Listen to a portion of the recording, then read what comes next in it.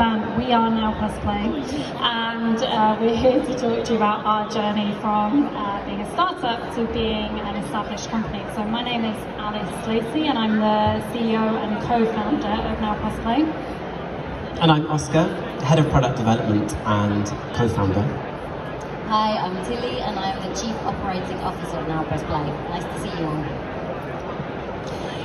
So Now Press Play is an immersive audio resource for primary school children, which brings the curriculum to life through sound, story and movement.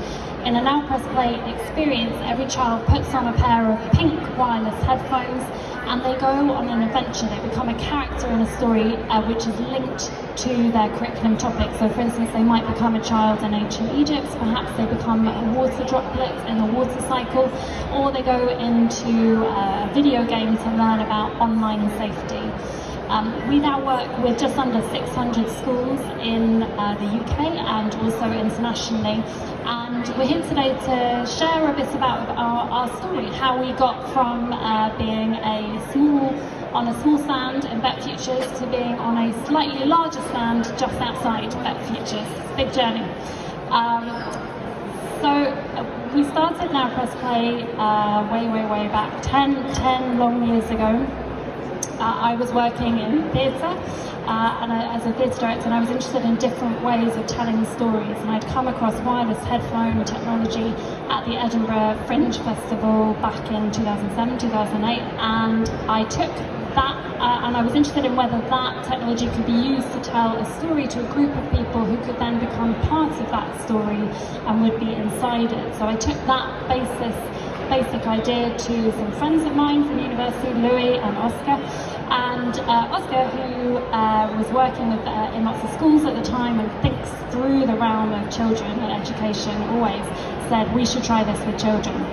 So we did. We created a story about aliens. It had no educational content in it at all. We bought some really cheap MP3 players, terrible headphones with wires, which eventually ended up all connected together. But we took that story in and we asked the children to press play, and it was chaos.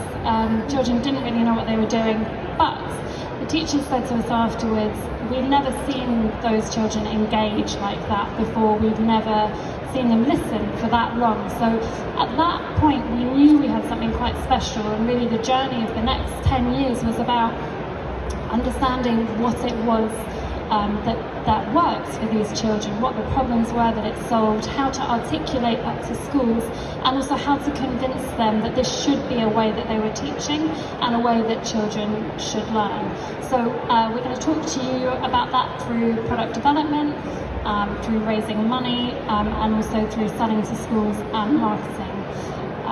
And we're going to start with product. Thank you. Yes, so these days we've got 90 different stories, which we call experiences, and we start in early years. They go through Key Stage 1 and up to Key Stage 2. We cover core subjects like literacy and maths, but also geography, history, science, PSHE, even modern languages these days.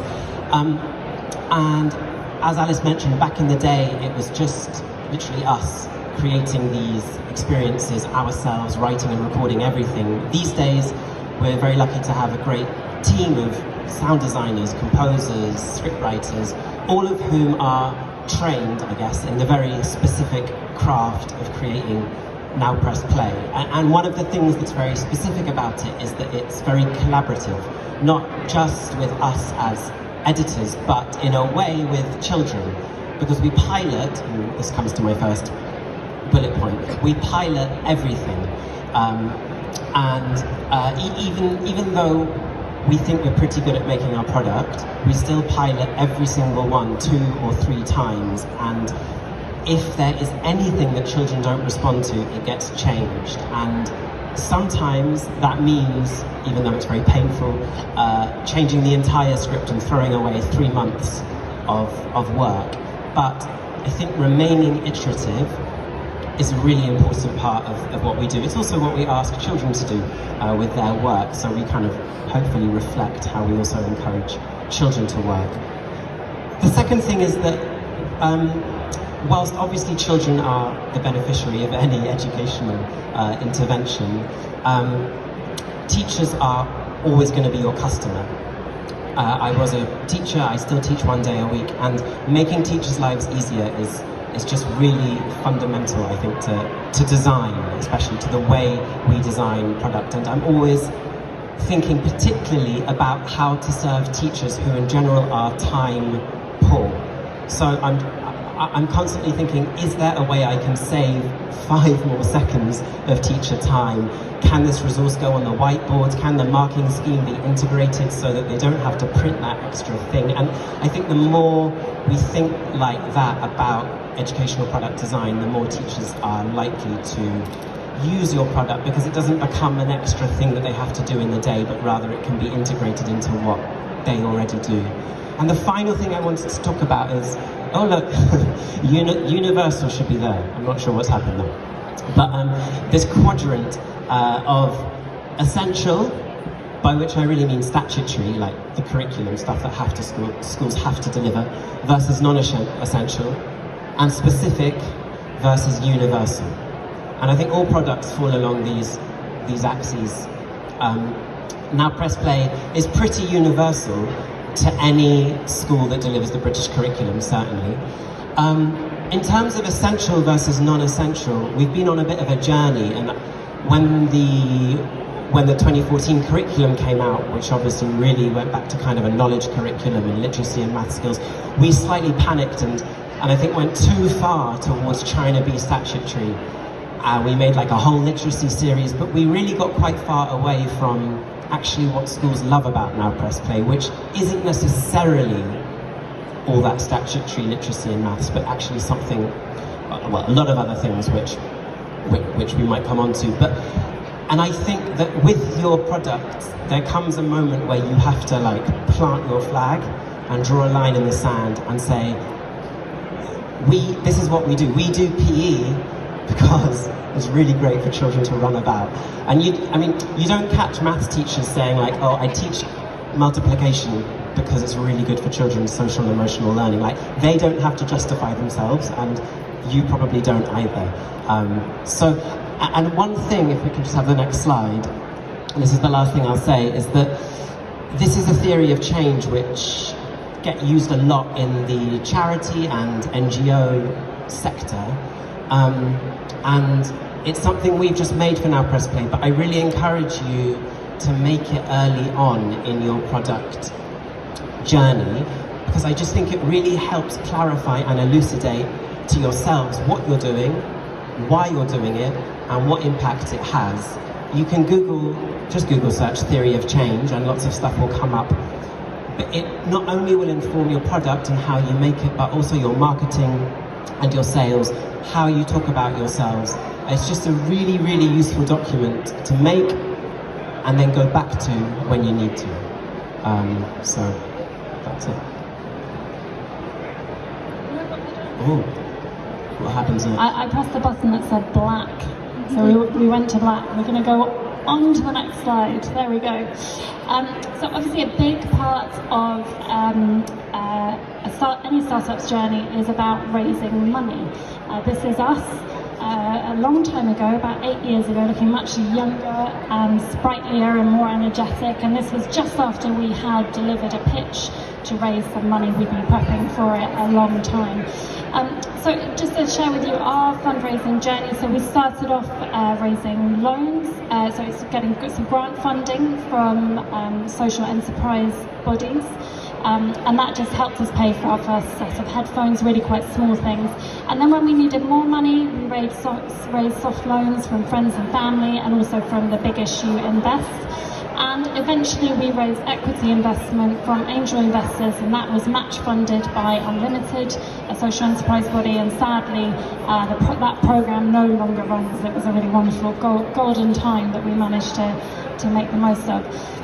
And now we've sort of stopped fundraising, and we've really focused on building our sales, and we're in a really wonderful position now of being able to fund our growth through the sales, so we have that independence and we're not having to spend all that time raising money. So our approach was to raise the minimum amount of money possible, and to grow slowly. And I'd love to tell you that that was part of a big strategy. It really wasn't. It just sort of happened that way. But with the benefit of hindsight, I can look back and say, actually, I'm really pleased that we did that, because what it meant was that we had that freedom to grow slowly, and we also managed to retain control of the company, so that we can really focus on the things that we believe in really, really passionately. You know, selling into schools and education is it's not a quick game. It's more of a marathon. So it worked for us. Obviously, the downsides of it are that it involves a lot of financial sacrifice for the founders, and it takes a long time. So if you're in a rush, you probably do want to raise a lot of money, but it also means you've got to, you know, get those results that much quicker. My advice around raising money is just to be really think about what money you take. I think in the beginning, when you're starting out, all you're focused on is the amount you need to raise so you can go off and do the things that you want to do. But money, you know, doesn't come for free. It comes with people. It's people attached, and especially if you're talking about equity investment, you know, it is the closest thing to a marriage in that you are signing a contract which ties you to a person for an indefinite amount of time, and getting out of that contract will be financially and emotionally painful. So when you're choosing your investors, you know, put as much time, maybe not as much time, but nearly as much time as you would put into choosing a life partner. Thank you, Alice. So I'm Tilly, and I'm not a co-founder, but I joined quite early on in their journey when they were selling to schools. Can you hear me? I'm normally pretty loud, I feel quiet. So I saw them in 2012, my brother started it with them, and I thought, I am jumping on that bandwagon, what an amazing product. And luckily for them, I was an ex-actress, and I was used to getting lots of no's, and I was kind of happy to put myself on the front line. So I kind of told Alice lots of crazy ideas that I'll share with you in a minute. Some of them were funny and not brilliant, and some of them were great. But before I go into that, I'll tell you about our sales process at the moment. So I'm going to tell you about the point when a lead lands with us. And what we do is we do something called a Gates 1, where we will have a phone call with that teacher. We will ask them a series of set questions that are in our CRM. And those questions just ensure that they're the right match for us and we're the right match for them. So asking things about their budget was something at the beginning we would never have done. We were terrified of saying, do you have enough money? We just wanted to go and show them everything for free. But actually being brave enough to say, what budget will you use for this, really helps the teacher to understand where they're taking the money from. You might also want to make sure that senior leadership are present. So have you spoken to the head teacher? Is that person present?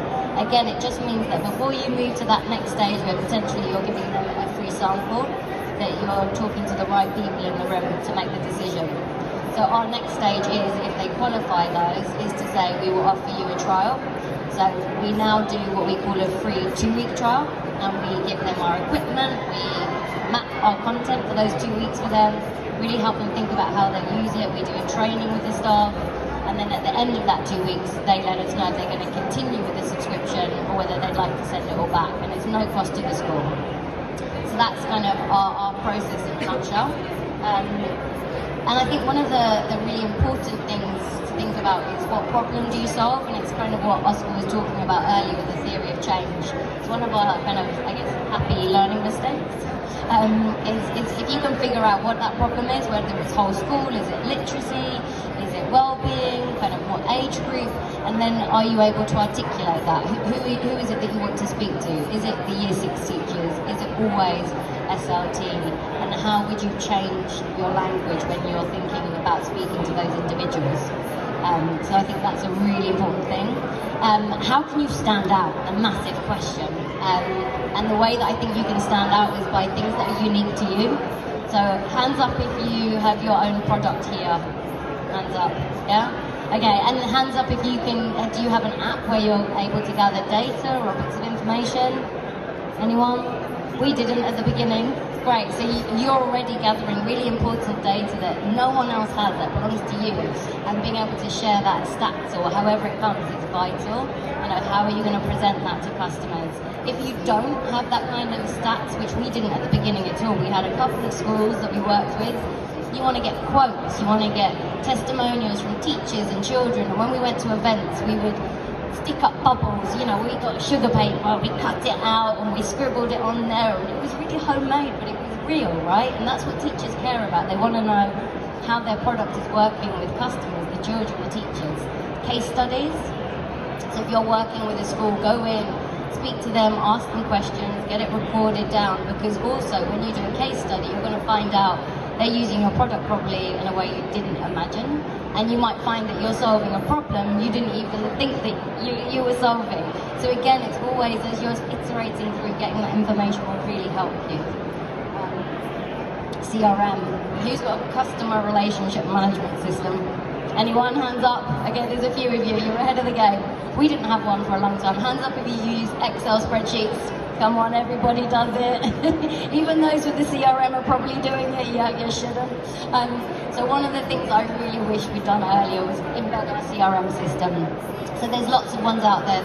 We use Zoho because it's fairly cheap, but there's things like HubSpot, Salesforce. They have different platforms that you can pay for, but it's a way where you can put information, and again, you're going to start gathering data. Like, I've done X amount of free trials, or I've done X amount of calls, and they have or haven't converted. And you'll start to see how your pipeline works and analyze it and make changes.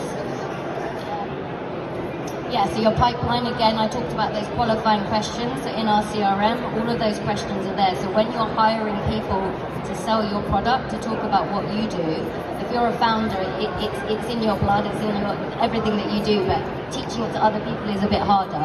So if you can get that down into a system where they have to systematically go through those steps, then they're more likely to have the same outcome as if it was you speaking to a teacher.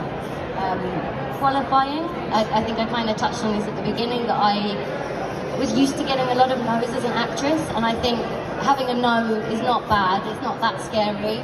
Don't be afraid of getting no's, like almost set yourself the target in the beginning of like, how many no's can I get? Because the more no's you get, you're bound to be one step closer to a yes.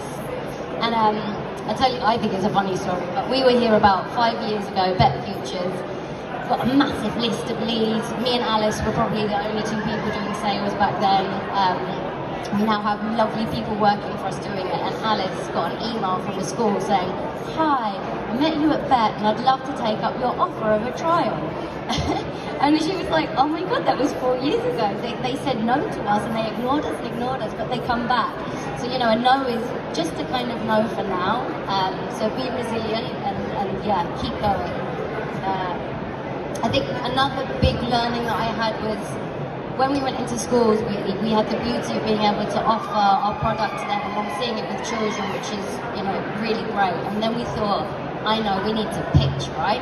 Let's get all the facts down, we're going to put it on some slides, we got an iPad, and then we opened the iPad and we made the teachers look at the iPad and we talked them through it, and they just glazed over. They weren't interested in what I had to say to them. And we learned that actually a consultative sales approach was way more interesting. So you go in, and maybe they're expecting you to pitch, but you ask them a question about them. Like, before we talk about Now Press Play, like, can you tell me about your school's priorities? What is it that you're looking for? How did you discover us? And they'll start to give you information about their schools, their needs, and it will come back to the problem we solve, and you can start working out in that discussion how your product helps them, instead of just saying, I can help you do X, Y, Z, because no one likes being told what to do, but everyone likes to talk about themselves, right? And you want to get the teachers to do that. You'll build up a relationship, rapport, trust, they'll start telling you things, and you're making mini wins along the way before you start to make a sale. Sorry, I'm talking a lot. I hope some of it's useful. Yeah, I said free trials. So at the beginning, we used to do a demo. So we weren't selling a subscription, which is what we do now. We were selling individual workshops to schools, which was really tough. I think we kind of did a freedom of information request for head teachers' emails, and in the summer we sat in a garden calling them all, trying to find out, are you studying ancient Egypt? and the receptionist was like, can you call back later? So it wasn't very successful, and it was quite hard. But once you did get in front of them and they could see the children doing it, it was wonderful. And now we do a whole 2-week trial. So if there is a part of your product that teachers can test and you can give it away and they can see, wow, that works, that's half of your sale made. You know, it costs us to go to a school, it costs us to have that phone call, it costs us to let them have it for 2 weeks, and there is a chance they might say no, but there is a chance they could say yes, and they might say no and then come back a year later. So, you know, half of it is brand awareness as well, and them just getting to know you. So, you know, whether it's a resource that you can send them, whether it's access for a couple of weeks, I think about how you could do that. And codify. I think if we'd have been a bit better of that at the beginning, kind of thinking about our processes and putting them onto paper, then when people joined us, it would have been easier for them. And it's something that I think we're still learning, like how do you get it down? And then you can make iterations, right? This isn't working, or someone else is pitching it and they're doing it different to you and they're having more success. And then, you know, whenever you hire new people, they can learn from that and you can all grow, measure and track it.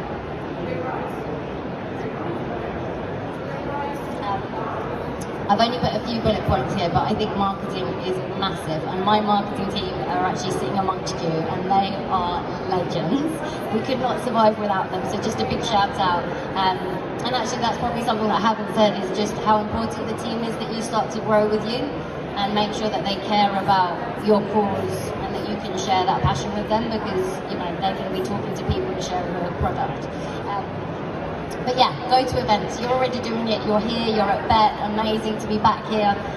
Go to big ones. Go to small ones. Go to online ones. Anywhere where you can be seen, because the more places teachers see you, they start to connect dots, and they might not remember seeing you at that kind of, I don't know, maybe it was just a literacy event, and then you're at one which is about well-being, or your school business managers event, but they start to feel like they know you. Social media. Are you guys on social media? Hands up if you're on social media. Do you use it a lot? Yeah? You use it a lot? It's great. I mean, you know, if you can't afford to go to big events all the time, social media is there constantly, and there's schools and teachers there for you to contact. So once you're on it, I mean, we find Twitter is really useful for teachers. Obviously Facebook, but it's a slightly different market. And then LinkedIn, you're going to see teachers visible in a different way, slightly more maths and CEOs. You'll find the right place for you by looking at competitors probably and seeing how they hang out. But the one thing I would say about this sector is they are so friendly. You know, we grew up over here with people like Pobble, and we still are friends with Pobble, and they'll share stuff that we do, and we share stuff that they do, and join the conversations and just be part of that community, because ultimately everybody here is going to be growing like products for teachers to help children, and that's what it ultimately comes down to. And I think for all of us, that's what matters. You know, if someone doesn't choose our resource, they choose someone else's, that child's learning and improving, then that is the main thing that we should all care about. So you're in a really special sector, so enjoy that, be part of the conversation. Campaigns, does anyone do any paid campaigns on social media? Hands up, tried it, thought about it, a bit worried about it, not thought about it at all? No one put their hand up for any of those? Okay, well, I'll just give you a kind of brief outline. When we started, you just can use a little bit of money to do a campaign, and you can test it, kind of like the codifying again. And these girls here are the best at it. But, you know, do mini iterations. You don't have to spend a lot of money. Talk about your product, talk about a problem. You can track and measure it again, and then as you grow with your confidence, you can put more money, and that's a really nice way to raise your profile and get people visiting you. Website is also really key. Does everybody have a website? Yeah? That's your window, your shop front is the highway, I think as Alyssa calls it, the digital highway. That social media and your website is the way people are going to come in. Just aware of the time. So I was going to say referrals. Referrals are just the best way. You know, teachers trust teachers, and teachers will share a resource that they care about, where they see the impact. They will talk about it and tell someone else. You're going to get natural referrals where teachers are moving and they move jobs and they move to another school and they'll take a resource with them. You might get a teacher who is a year 6 teacher who's become a deputy head and gone to another school, and they might take your resource with them because they want to embed it there. So there's that general one which you don't have much control over, apart from making sure your product is as great as it can be and tracking usage and making sure they're using it. And then that will happen naturally. And then there's things that you can do in order to help encourage people to do referrals. So you can think about influencers. Has anyone managed to buddy up with any people that they consider to be an influencer? There's a nod here. Anyone else? It's worth it. It's worth doing and kind of being friends with people. Don't go for the top ones that have got 60,000 followers because they're really savvy and they probably get paid for what they do. But there's loads of teachers walking around here today that if you're on social media watching them, you can give them a taste of your product, become friends with them, and they'll start championing you because they care about the resource and they'll share it because it's got impact. And if they're growing and you're growing with them, it's a much stronger partnership. And then how do you keep an influencer would be things like when you're piloting and doing all those iterations, they're there for you to test stuff, right? They're your friend to say, does this work, does this not work, or we're releasing this, but you can have it early, and then they can shout about it for you. We also do things with kind of flagship schools. So some of our schools who've been with us a long time, who maybe have a bit more of a social media presence, and they could be a teaching school where they bring in other head teachers to show them things. It could be that, they're just massive on social media and always sharing and talking about things. So you want to use case studies with people like that so that they're promoting it as well for you. And again, it's that kind of generous word of mouth where people just want to share a good product. So I think ultimately everything that we have said comes back to kind of Oscar really, which is, are you making a product that is helping? And kind of that is almost the most important thing to track in the whole thing is, does your product have impact and are people using it? There's a lot of Tilly. Great. I think we just have a few minutes for questions now. So does anyone have any questions they'd like to ask? Yeah, we haven't thought how we're going to do the mic. Tilly's going to do the mic. Great. Thank you. I just wanted to ask if you, at the beginning or at some time, did you ever use any sort of marketing companies like Sprint Education or others like that? Yes and no. We did do like the freedom of information request before we realised there were companies that had lists.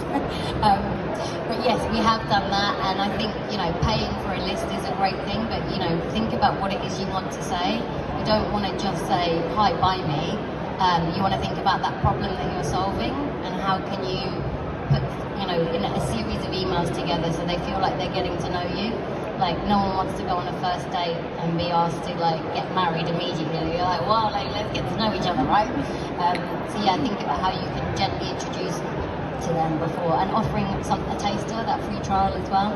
So it can feel quite expensive to do that as well, but it's worth it. Just as an add-on to that, I would say that the lesson that we've learned again and again is that no one is better placed to sell than us. And it can be really tempting, especially if you're not from a sales background, to think, oh, if I can just pay these people a lot of money, they'll know what they're doing. And the thing is, they don't have the passion that you have. So trust yourself. But things like data, you want to pay. Yeah, I think that's really right, Alice, because when I'm talking about that, it's us who are crafting the emails and literally asking them to send it. Or, they've looked it over and given us their expertise, but your wording about your product is, like I said, you're the one.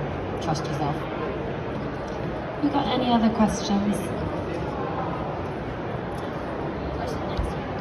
Sorry. I know about your product, but how do you keep loyalty? How do you keep loyalty after 6 months, after 6 years? How do you keep that engagement with a teacher when you've moved away, or if the teacher that sort of thought, oh, let's try somebody else? How do you keep that loyalty? I mean, that's huge. We think about that every single day. I think a big part of it is product, through developing new products that keeps them interested. And also ensuring that we are reaching all of the teachers in a school, not just that key contact. It's really, really important to have that champion, that ambassador. Often actually when they leave though, it's not a terrible thing because they take us with them.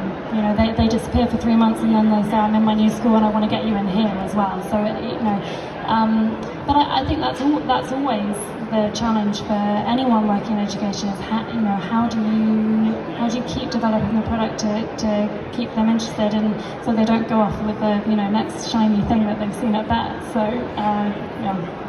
I think I'd add to that, like, when someone starts using your resource, you really want to find out again, like, what's their priorities, what's their needs, what's their problem, are you really solving it? And if you are, then they're going to continue using it.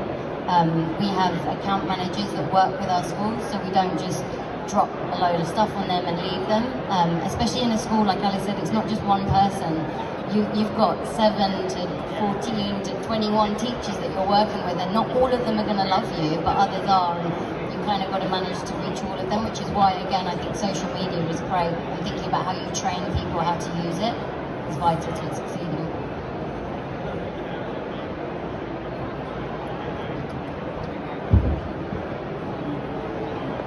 So you said you need good strength to the mouth, right? So you're one of the punches. This wasn't on purpose.